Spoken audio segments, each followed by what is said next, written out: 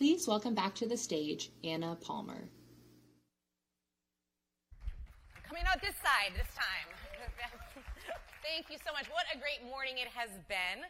I'm very excited for the next conversation. She needs no introduction, and she's no stranger to firsts. She was the first woman to lead a congressional party and the first female Speaker of the House of Representatives. Please join me in welcoming Speaker Nancy Pelosi to the stage.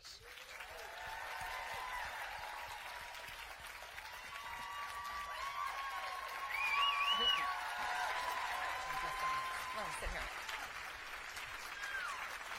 The first standing ovation of the day. All right. Well, first of all, I want to say thank you for joining us. You have had a busy morning. We have had. Well, I want to start with the conversation that is dominating Washington. No surprise here, impeachment. The Judiciary Committee held a hearing yesterday for the formal presentation of the Intelligence Committee report. This morning, your chairman held a press conference announcing articles of impeachment, obstruction of Congress, and abuse of power. This is not a road you wanted to go down. I remember talking about this. Why do you think it's necessary now? Well, good morning. Still morning. This morning, 9 o'clock, the chairman made their announcement.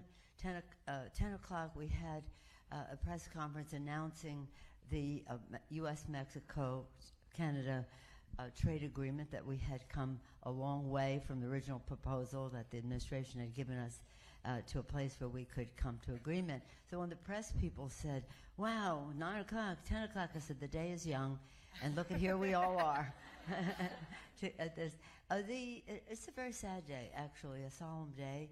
It's something no one comes to Congress to do, to impeach a president. Weighing the equities of it, I was just clobbered because I didn't impeach President Bush for the war in Iraq. That was it, but I just didn't think you impeach one. They impeached Clinton for really no good cause, and then we were going to disagree on policy and go down that path. That's not what this is about. This is about the oath of office that we take to protect and defend the Constitution of the United States, which in its wisdom our founders put a republic.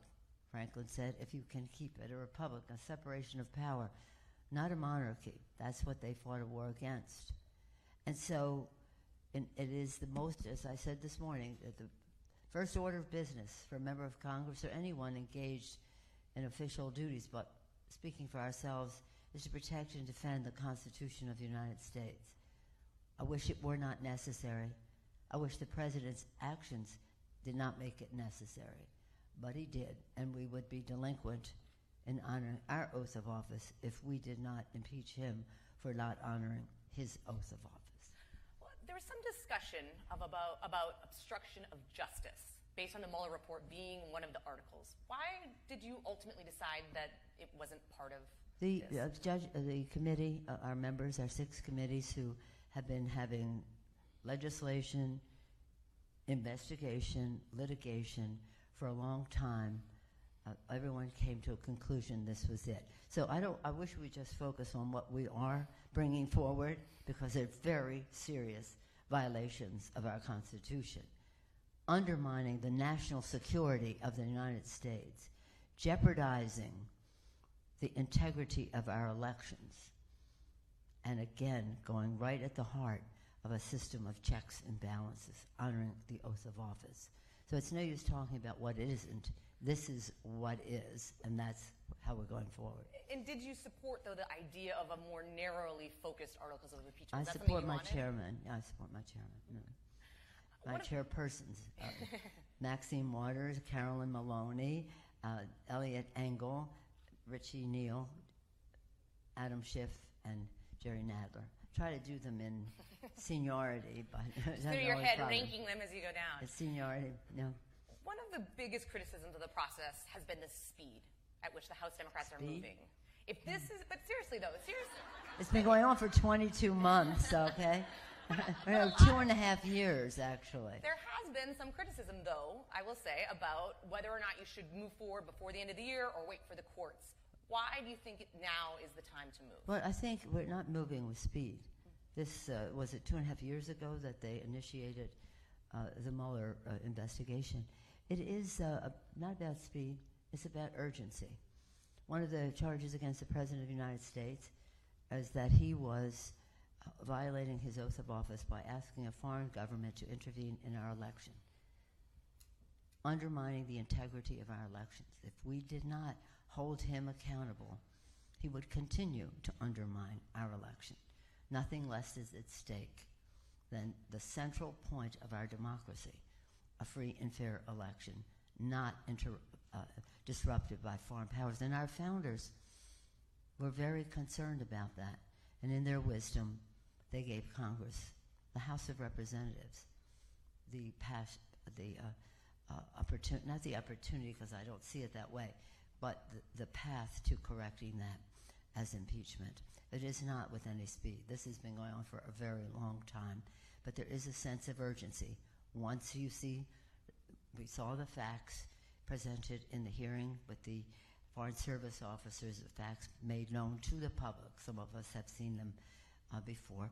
The facts made known, the Constitution as presented by the constitutional experts, and the facts in the Constitution, there it is. And so, again, we do this with great sadness, prayerfully, somberly. It's about the Constitution of the United States. And if we allow one president, any president, no matter who she or he may be, to go down this path, we are saying goodbye to the Republic and hello to a President King. That is what is at stake in this election and this impeachment as well. And when we come to the election, people say, well, he did this, he did that. I said, that's not what impeachment's about. If you think, as do I, that he's a coward when it comes to agreeing to protecting children from gun violence, or he's cruel in how he treats dreamers, etc., or he's in denial about climate change, all that's about the election.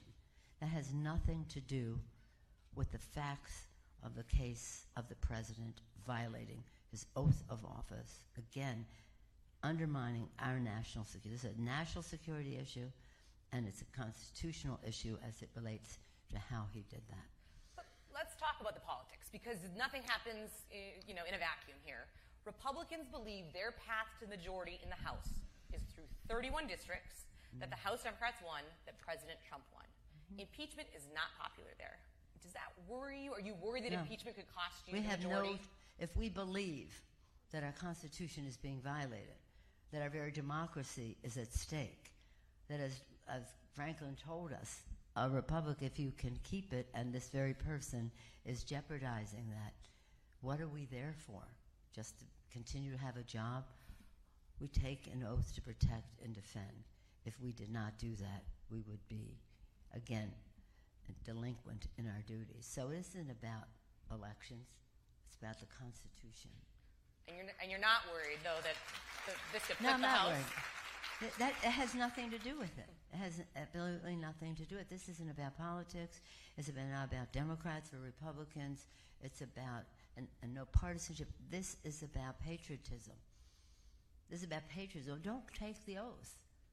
Amend the Constitution to take impeachment out and say a president can do whatever he wants. The president said Article 2 says I can do whatever I want. It doesn't say that at all. It says we have a system of checks and balances, a system of co-equal branches of government. Gary Wills just did an article which says that's a myth. They're on co-equal. Article 1 is preeminent. Article 2 is the presidency, but Article 1 is... Well, if you think I can impeach him, but he can't impeach me, then I have some advantage over them. We started this conversation, you mentioned, at 9 a.m. the chairman announced articles of impeachment. 10 a.m. You and Richie Neal held a press conference on the USMCA trade deal. Heads are spinning in Washington. There's several critics on the left who are hitting you right now for impeaching the president, but at the same time giving him a deal on the USMCA, and that you should have waited until the election, because why give him a win?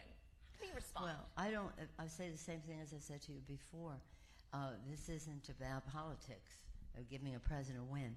On U.S.-Mexico-Canada agreement, I don't think any one of us is so important, including the President of the United States, that if we have an opportunity to advance the well-being of America's workers, America's farmers, America's manufacturers, America's interest, that if we have an opportunity to do the right thing by the American people, that we should walk away from it because of him. It's just not worth it, in my view. And none of us is worth it. That is to say, not just him, none of us is worth it. So, yeah, there are people who have said, there are few. I know you like to, there are those who like to amplify any dissent. There are few who have said, well, if you shouldn't do this, this gives him a win. No, we're so far away from the proposal that he put forth that this is a triumph for American workers. We are miles and miles from what he put forth. So he has yielded on what this is. But nonetheless, he'll claim that he wrote it this way, I guess. I don't know. But whether you're talking about the environment, whether you're talking about pharmaceuticals, whether you're talking about workers' rights, when you're talking about enforcement, we've come miles. First of all, it's much better than NAFTA, and that's what we wanted to replace. But over and above that, it's way far away from what the president was proposing. He wouldn't even recognize it. But anyway, he'll claim it. But a collateral benefit, if somebody gets a collateral benefit from something, that doesn't mean we shouldn't have the benefit that was for our country, pass up that opportunity. Some of these things are very perishable, but might be within our grasp right now, may not even be there. We're dealing with other countries. I want to ask you about that. I think NAFTA, a lot of Democrats, I believe even yourself, regretted voting for it, ultimately lost their seats. Are you at all worried that this newer version will cost Democrats seats? No, because we have a different bill. I supported NAFTA. What I learned in that, though, is what I've done in this bill. Don't depend on any side letters or this or that. It has to be within the treaty or the enabling legislation.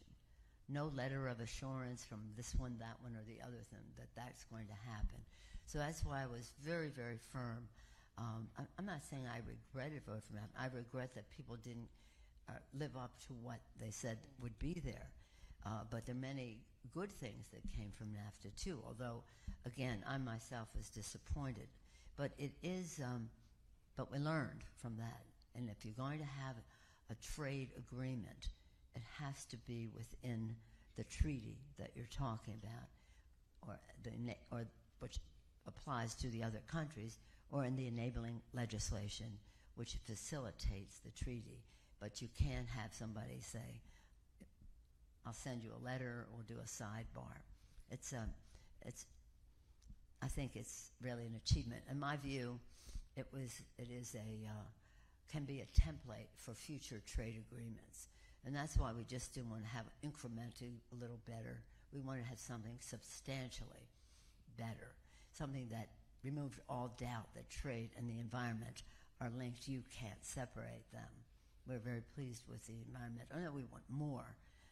And we want more, but we don't have to do it all in that bill. But for example, the administration wouldn't let us talk about climate. Can you imagine that? Can you imagine that? But we have talked about the environment in a very strong way. We couldn't talk about climate in the TPP. In that bill, you couldn't talk about climate. But climate is the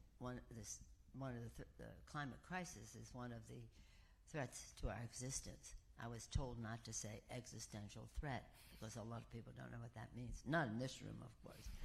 A threat to our existence of this planet. I just came back from Spain. I had 15 members. One of them a senator, White House, champion on the fight against the climate crisis. And this is so important, and you cannot separate the economy from our solutions on climate. So that again is an election issue, not this. But in terms of this legislation, we're very proud of the endorsement from AFL-CIO about workers' rights because they knew better than anyone the impact of a word in a trade agreement or lacking a word in a trade agreement. So we've really come to a consensus that I think would have been a missed opportunity not to do. I certainly wouldn't miss any opportunities because of the president occupant of the White House. If he has collateral benefits, so be it. I want to switch gears a little bit. Last week, you got very impassioned after James Rosen asked if you hated the president. I've covered you for a long time. I don't think I've ever seen you like that before. It seemed to really hit a nerve. So often, women in power try to keep their emotions in check. Why was this different? Well, it would be the equivalent. I mean, hate is not, I mean, hate to me is, I don't even like the word. Is that his name? I didn't even know he was. But, here's the thing. I grew up as a Catholic, a very devout Catholic family, and tried to raise my own children the same way. You don't hate a person. You just don't. It's like you don't beat a person. So he could have just as well have been saying to me, did you beat your children before you came here today? It's just something so insulting and so, shall we say, projecting of where he was coming from himself. When people use the word hate, you hate, they must be haters. He is actually quoting another member of Congress, as a matter of fact. So I just think that in our country, I have this pin that I love. It's a flag, but it says one country, one destiny. And again, with all that our founders gave us in our exquisite Constitution of the United States, they also gave us guidance, e pluribus unum, from any one. They couldn't imagine how many we would be, how different we'd be, but they knew we always, in all of our fights, and they fought furiously, our founders and those who came after them, they knew we had to always remember that we are one. And how we deal with this, we are dealing with it in a way that I think has dignity, solemnity, with prayerfulness. I'm very proud of our chairman of the committees who have navigated all this, Adam Schiff and Jerry Nadler being two of the most prominent in the last few days, but all of them involved. And so if the other side doesn't want to honor its oath of office, or if they're using words like hate to project their own attitudes onto somebody else, I have to draw the line. It would be the equivalent of my saying to you, did you starve your kids before you came here today? What are you talking about? But do you Don't talk like, as I said to him, when you start talking about words like hate, I'm a Catholic, this is something, don't mess with me on that subject. Talking about don't mess with you, your relationship with President Trump is one of the most talked about in Washington. Yeah. It's had its ups, it's had its downs.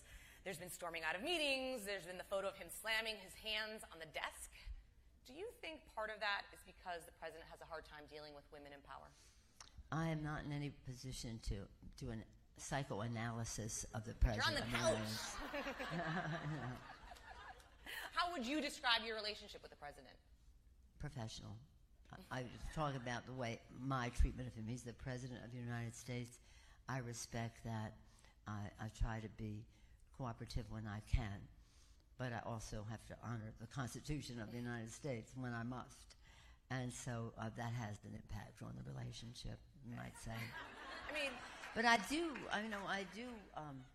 like that day when I was saying all roads lead to Putin, and he didn't like that.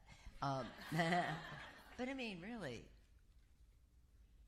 disrupting our election, giving away everything, and trying not to honor what Congress did in a bipartisan way to give military assistance to Ukraine, who was fighting with the Russians, who had invaded their eastern border after taking Crimea as its own, but 11,000, by now more than 13,000 Ukrainians have died at the hands of the Russians. They needed the military aid. The president withheld it until he got caught. And then, again, more people dying. Who benefited? Russia. Disrupting our elections and just saying, I don't know who did it. The Russians. Who benefited when the president made the statement he made was Turkey, so that the Russians could have a stronger foothold in the Middle East, which was their goal. They benefited. The list goes on and on. All roads lead to Putin. That is worrisome to me. So when you talk about Ukraine, you're really talking in many ways about Russia.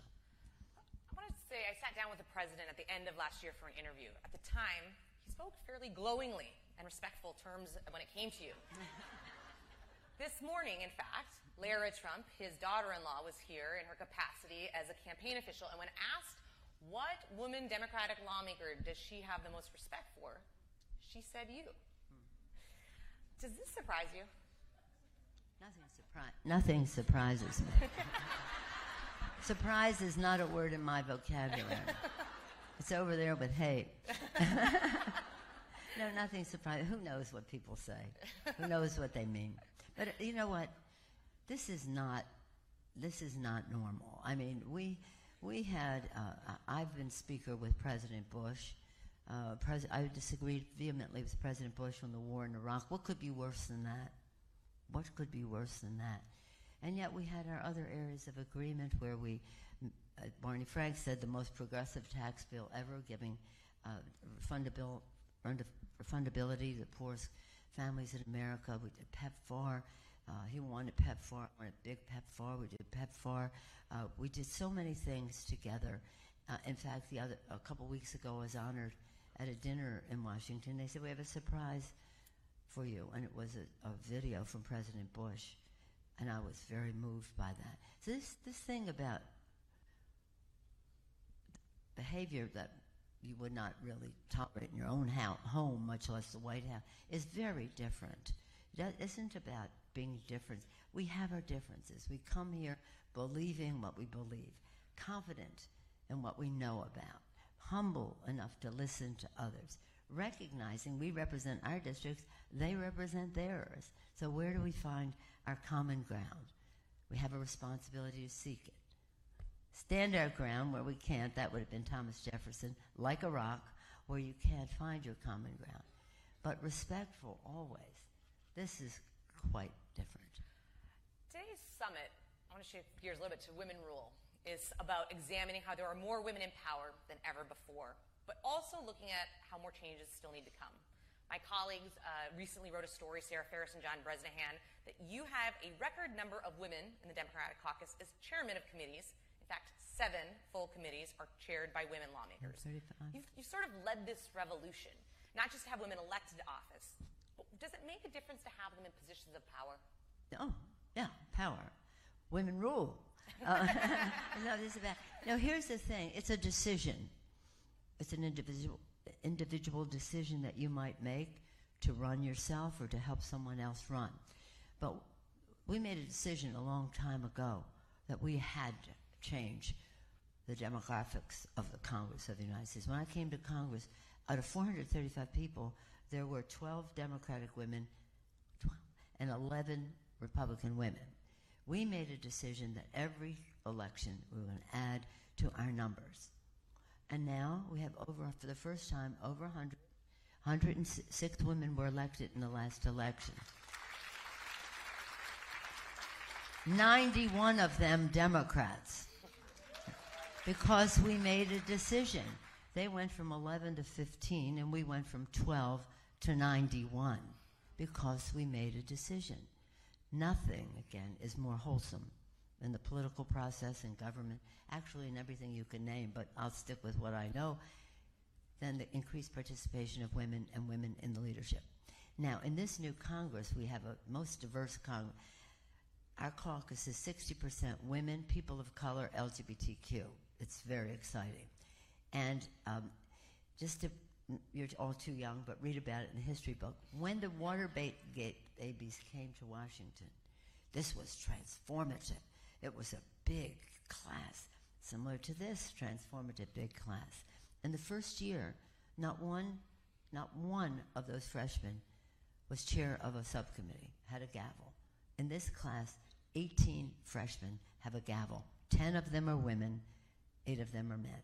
Women, for example, Deb Haaland, who is one of the first Native American to serve in the Congress. She and Sharice Davis just became the first 2.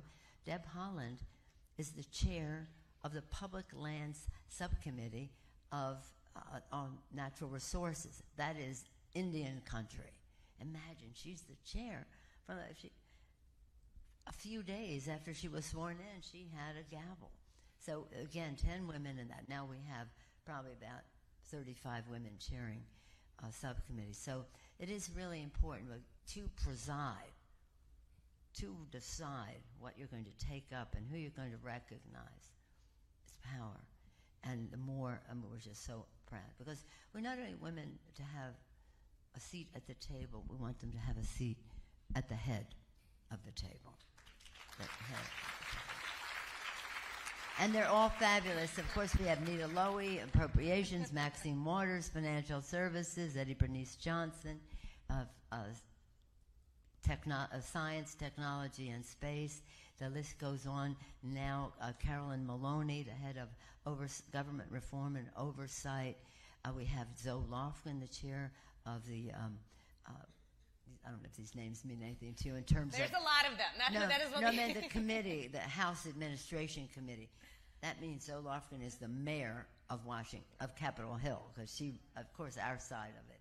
And the list goes on in terms of Nydia Velasquez, the chair of the small bit. Well, you want me to take all this time? But yes, we have a lot more questions and a little bit of time. I want to ask you one more question along this lines, and then we'll go back to news of the day very quickly. But one of the things I did want to ask you about is we've talked over the years of me covering you about ageism that women face. You've said you feel like you face a double standard compared to your male counterparts when people are asking about your retirement all the time. Do you think that's changing? Do you think that is unfair? I know that a lot of women feel like that in the broader workplace. I don't care. I mean, that's their problem, right? Age is a relative thing, but it is interesting that we have most of our candidates for presidents are in their 70s. Whatever his name is over in the Senate side, Mitch McConnell and all that. And then they come to me. But you know what? I really don't care. The thing about me, and part of my success is I really don't care. That is to say, I know my purpose. I know why I'm there. I know what I'm there to do. And if that's the caliber of question that somebody wants to drum up, that's really up to them. But it's not my problem. We are, this week, I hope we can talk about it, putting forth H.R. 3, which is a transformative piece of legislation to lower the cost of prescription drugs. It's called the Elijah Cummings Lower Drug Costs Now Act. And it will be transformative. It will not only lower the cost of prescription drugs, but it will use the savings to transform Medicare's benefits for hearing, for visual, for dental, more for Medicare than has ever been done since its inception. And of course, in addition to that, lowering the cost of prescription drugs for everyone. And it is, so I'm hoping that you would have gotten around to that, but in case you didn't, did it for me. I want you to know. Perfect. And it will make sure that we don't pay any more for prescription drugs than 120% that they do in Australia, Japan, France, Germany, UK, countries which have a comparable economy to our own. And so in addition to what happened this morning, we'll be going to rules with the H.R. 3 legislation.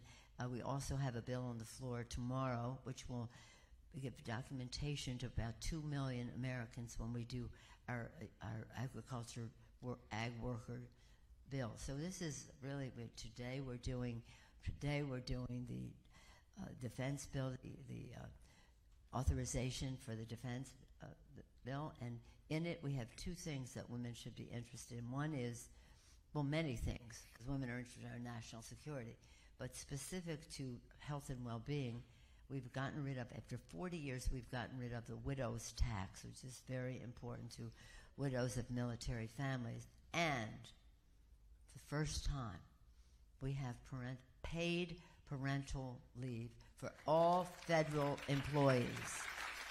All federal employees. President wanted a space force. We wanted parental leave, so that's what we came out of. It was a trade. I want to ask you about government funding. We're quickly running out of time. Is it going to get done next week? Do you feel like it's going to start this week? No, it has to. I would when I leave here, be meeting on that subject, because that all of these things we want to get done by the end of this session of Congress. But the fiscal, the budget bill, the appropriation bill must be done to keep government open. So that is of the highest priority, and I'll be meeting on that when I go back to Capitol Hill with Secretary Mnuchin and Mr. Schumer, et cetera. And but we're on a path. We're on a path. So no shutdown. We're not going to have a shutdown. No. All right, you heard it here first. I want to end on 2020. You mentioned the age of the field. It feels very. Well, that's not the whole field. No, but in fact, there's some in the field who will bring that down considerably. That's true. But it's an unsettled field right now. You have people coming in just in the last couple of weeks. Are you concerned about the state of the Democratic primary for 2020 and the ability to beat Donald Trump? No. I think all of our candidates are great. I think any one of them would have been a better president than we have now. But I'm not using that as a high threshold, but I'm just saying. But it is, no, the public will decide. People say, why don't you all just get behind somebody? No, that's not the point. It's up to the public to decide. It's a democracy, the public to decide. Now, at some point, there may be some weighing in terms of identifying with issues or this or that. But I think that this will winnow. We'll have fewer candidates in a period of time, and again, by the public making its selection. And when we do, we will all be 100% behind whoever she or he may be who emerges in all of that. I do think that there's a thirst in our country for this candidate to emerge and show his or her vision for America, for America's future, knowledge of whatever subject is the priority, whether it's climate or whether it's education or whether it's the economy, whatever, just how to show strategic thinking on how to get something done about the subject that you're most knowledgeable about. And again, the most important of all, that person showing vision and knowledge and strategic thinking and the rest to connect with the American people. Because in the race, no matter what else you say, authenticity is everything. And that is your connection with the American people, that you authentically identify with their hopes and dreams and aspirations. And as we talk about tables, see the table here, we want people to know that we think in terms of having a seat at their kitchen table, and the concerns that they talk about there and what keep them up at night, there are our priorities. And that presidential candidate, well, that becomes the main event. If we were in Las Vegas, that's the main event. We're the lounge act. We were the main event last year. This year we fully intend to win the House in a way that helps win the Senate and wins the presidency. Can we talk politics here? I just did. So you keep the prediction, the last question, you keep the House in 2020. Oh, definitely, yes. Yeah, but you know why? Because I always tell people when 2016 happened, however you want to describe that, when that happened, people said to me, can you win the House in 2018? I said, I'll tell you in November of 2017. And now in 2019, 1 year before the election, I can tell you we will win the House. We don't take anything for granted. We own the ground and not yield one grain of sand in our mobilization. We message in a way that is progressive and mainstream, and we have the money to get it done. And we evaluate the performance of our members of Congress, of whom we are very proud, from their official performance and duties, and politically what we can do working together, versus what did I say to the anybody who might want to run against one of our candidates.